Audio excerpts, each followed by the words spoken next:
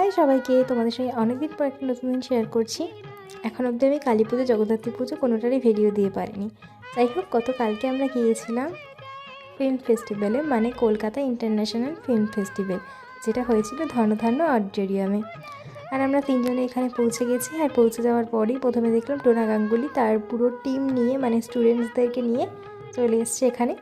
প্রথমে ওনারই একটা প্রোগ্রাম রয়েছে এখানে, সেই জন্য। আর এই যে এখানটাতে হচ্ছে আমরা বসবো, আর এই হচ্ছে পুরো হলটা, যেটা বিশাল বড়। আর আমরা এখানে খানিকক্ষণ বসার পরেই যেই মামা আমাদেরকে পাস দিয়েছিল বলে আমরা এখানে এসেছিলাম, সেই মামা বললো যে আমরা আরেকটু সামনে গিয়ে বসতে পারি। তো সেই জন্য আমরা আরেকটু সামনে চলে আসলাম, আর এখানে এসে আমরা বসলাম। আর চারিদিকে তো প্রচুর সেলিব্রিটিদের দেখতে পাচ্ছিলাম, সব পরিচিত মুখ যাদেরকে আমরা টিভিতে দেখি তাদেরকে এখানে দেখছিলাম।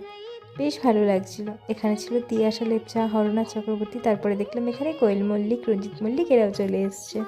আর এখানে ছিল পাউরি দাম, অনন্যা, এরাও দেখছিলাম রয়েছে। তারপরে আসলো আমাদের সেই ছোটোবেলার বিখ্যাত জুটি ওমতোরা, মানে রাজা আর মধুবনী। তারপরে এখানে ডোনা গাঙ্গুলির প্রোগ্রামও স্টার্ট হলো। আর এখানে রয়েছে সোনামণি। তারপরে এখানে শত্রুঘ্ন সিনহা আর আমাদের দাদা মানে সৌরভ গাঙ্গুলি চলে এসছে। আর ওনারা আসার পরে এখানে প্রদীপ প্রজ্বলন করা হলো, যেটা আমাদের দাদা আর তার সঙ্গে আরও সবাই মিলেই করলো। আর প্রদীপ প্রজ্বলন হয়ে যাওয়ার পরে একে একে অনেককেই সম্মান জানানো হলো। তার সঙ্গে ছিল আরতি মুখোপাধ্যায়। আর এই যে আমাদের দিদি মানে মমতা ব্যানার্জি তো অবশ্যই ছিল।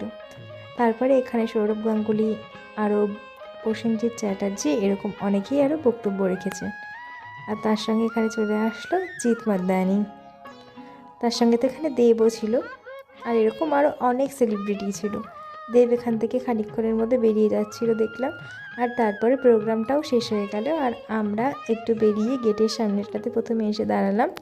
আর এখান থেকে তো এসে দাঁড়ানোর পরে দেখলাম আরও বেশ কিছু সেলিব্রিটি যাচ্ছে। তার মধ্যে রাজ চক্রবর্তী রয়েছে, তার সঙ্গে রয়েছে সৃজিত, পাউলি দাম, ইন্দ্রাণী দত্ত, এরকম আরও অনেকে।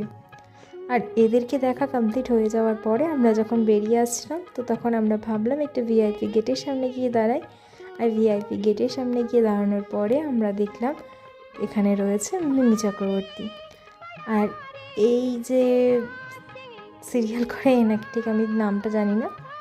আর তারপরে এখানে দেখলাম জিদ্দাম, সে বেশিক্ষণ দাঁড়ালো না, সে তো চলেই গেল এখান থেকে।